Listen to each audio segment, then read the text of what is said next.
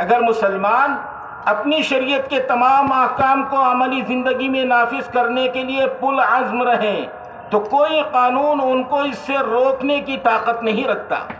اس لیے تمام مسلمان شریعت اسلامیہ پر پوری طرح ثابت قدم رہیں، نیز سماج میں خواتین کے ساتھ اسلامی تعلیمات کے مطابق مکمل انصاف کو یقینی بنائیں۔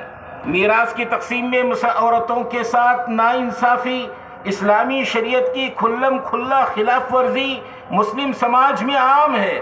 عورتوں کو طلاق دینے اور نان نفقے کے سلسلے میں بھی اسلامی تعلیمات پر عمل درآمد نہیں ہوتا ہے، جس کے باعث خواتین محاکم شرعیہ اور اسلامی پنچایتوں کے بجائے ملک کی عدالتوں کی طرف رجوع کرنے پر مجبور ہوتی ہیں، جہاں فیصلے اسلامی شریعت کے خلاف ہوتے ہیں۔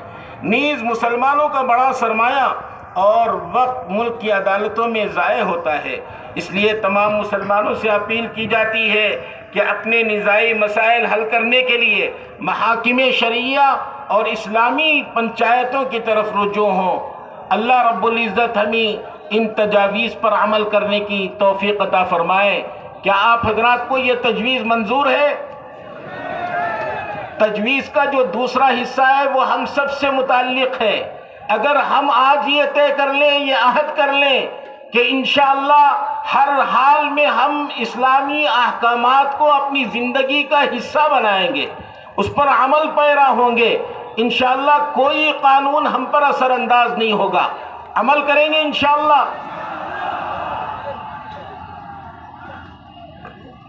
یکساں سویل کوٹ سے متعلق اس اہم تجویز کی تائید کے سلسلے میں تو آج ہم جس دور سے گزر رہے ہیں یقیناً سخت ہے، لیکن نہ ہم کل مایوس تھے، نہ آج مایوس ہیں، نہ انشاءاللہ کل مایوس ہوں گے۔ لا تقنطوا من رحمت اللہ، انشاءاللہ ہمیں اللہ کی مدد آئے گی اور آ رہی ہے۔ اللہ تعالیٰ جمعیت العلماء کی اس قیادت کو اور ان اقدامات کو اپنی نصرت سے، اپنی تائید سے اور اپنے خیر کے فیصلوں سے بہرور فرمائے۔ وآخر دعوانا ان الحمدللہ۔ اعوذ باللہ من الشیطان الرجیم، بسم اللہ الرحمن الرحیم۔ سامعین محترم، میرے والد مرحوم حضرت پیر خواجہ احمد نظامی سید بخاری کا جو تعلق حضرت قبلہ محمود مدنی صاحب کے ساتھ رہا اور جمعیت علماء ہند کے ساتھ رہا، اسی تعلق کو نبھانے کے لیے میں آپ کے سامنے آج حاضر ہوں۔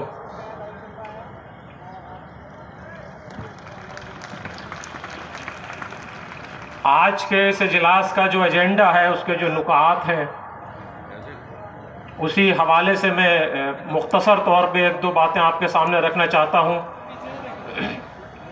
خاص طور سے ہمارے اوقاف کا تحفظ،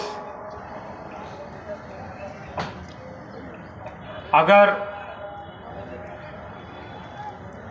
سچر کمیٹی کی رپورٹ کو مان لیں تو 6 لاکھ ایکڑ سے زیادہ زمین ہمارے پاس وقف کی جائیدادوں کی اس ملک ہندوستان میں موجود ہے، مگر حقیقت یہ ہے کہ کہیں نہ کہیں وہ اوقاف کے یا وقف بورڈز کے نوٹیفیکیشنز کے اندر تک ہی محدود ہے، اور زمین پہ جا کے اگر آپ ان جائیدادوں کو تلاش کریں تو ندارت ہے۔ وقف کی جائیدادیں کتنی ہیں اس کا جائزہ لیا جائے تو ہمارے پاس صرف ایک ذریعہ ہے، وہ ہے کہ وقف بورڈ کے دفتر میں جا کے ان کا گزٹ حاصل کریں، نوٹیفیکیشن لیں اور یہ معلوم کریں کہ کتنی پراپرٹیز موجود ہیں اوقاف کی۔ اس میں آپ کو ایک ڈیٹیل تو مل جائے گی صرف نام کے ساتھ کہ یہ جائیدادیں ہیں، اور ان محلوں کے اور ان بستیوں کے نام ہوں گے کہ وہاں واقع ہیں۔ جی، یہ اسٹیج کے بائیں جانب جو بھیڑ آ رہی ہے ان سے گزارش ہے صبر و تحمل کا مظاہرہ کریں۔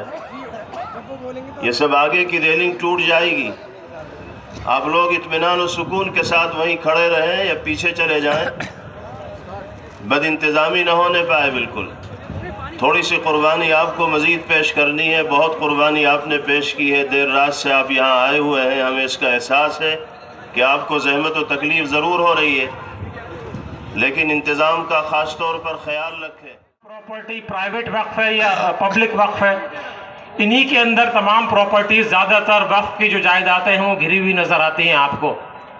उसकी वजह यह है कि हमारे पास औक़ाफ़ का, हमारी वक्फ की जायदादों का कोई प्रॉपर डाटा नहीं है, हमारे पास कोई डाटाबेस मौजूद नहीं है। एक और परेशानी हमारे सामने आती है, जो दिल्ली में ही इसी सरज़मीन पे बहुत से बड़े बड़े बादशाहों के मकबरे हैं, बहुत सी हेरिटेज इमारतें मौजूद हैं, उनके अंदर मसाजिदें भी हैं, उनसे मुंसलिक कब्रिस्तान भी मौजूद हैं, मगर एक तरफ उनको वक्फ बोर्ड अपनी तरफ क्लेम करती है कि हमारे पास इसका रजिस्ट्रेशन मौजूद है, वहीं महकमा आसार कदीमा उनके ऊपर काबिज है और उनको क्लेम करता है, उनके पास भी उनका रजिस्ट्रेशन मौजूद है। इसका हल क्या है? क्या वजह है कि उन मकबरों में जो मस्जिदें हैं उसमें आज भी नमाजें नहीं होती, या कोई ऐसी मसाजिद मौजूद है या सिर्फ जुमे की नमाज अदा की जाती है, बाकी नमाज अदा नहीं होती? सैकड़ों ऐसी मसाजिदें हिंदुस्तान में आपको नज़र आएंगी जो किसी न किसी पुरानी इमारत के साथ मुंसलिक हैं, किसी हेरिटेज बिल्डिंग के साथ मुंसलिक हैं, मगर कानून के जानकार और हमारे उलमा इकराम जो है इस बात पे गौर करें।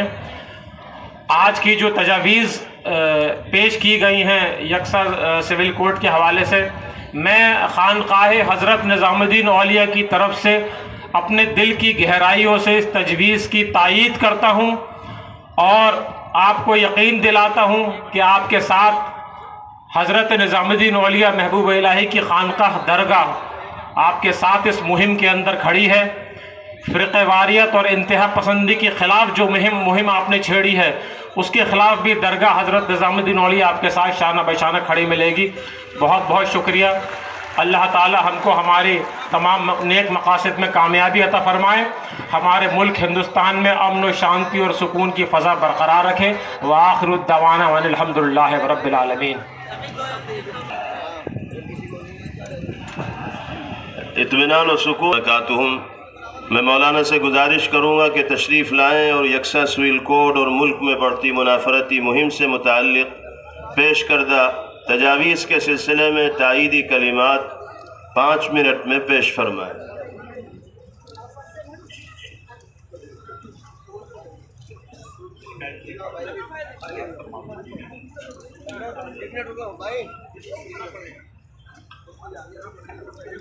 अस्सलामु अलैकुम व रहमतुल्लाहि व बरकातुहू।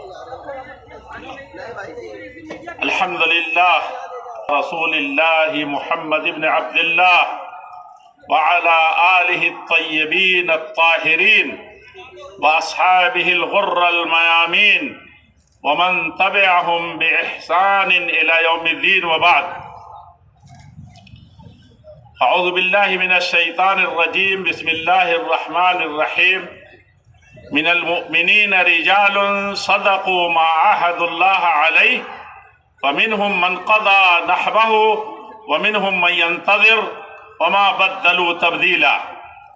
नुमाया मौजूद है आचार्य लोकेश मुनि जी महाराज, गोस्वामी सुशील जी महाराज, और उनका भी इस्तकबाल मौलाना महमूद मदनी साहब कर रहे हैं। सरदार प्रीतम सिंह चंडोक जी, उनका भी इस्तकबाल मौलाना महमूद मदनी साहब कर रहे हैं।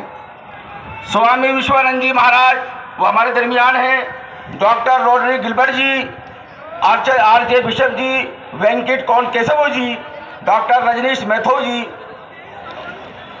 और जनाब हमारे दरमियान अभी और मेहमान अभी आने वाले हैं, उनके आने के बाद हम उनका भी तारुफ कराएंगे। कम अज कम 1000 प्रोग्रामों का इनकाद करेंगे।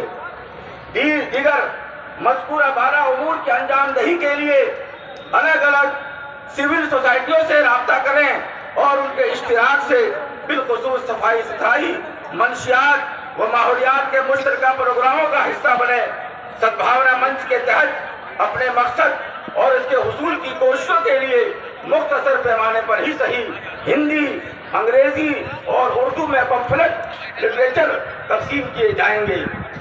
और इसी के साथ जिनमें सद्भावना मंच का संकल्प और एलामिया बार बार जारी होता रहा है और इस अहमता का राज होगा। पूरा भारत साथ चलेगा। नफरत मिटाओ, देश बचाओ। न तीर से न तलवार से देश चलेगा, प्यार से। संघर्ष की राह पर تکبیر!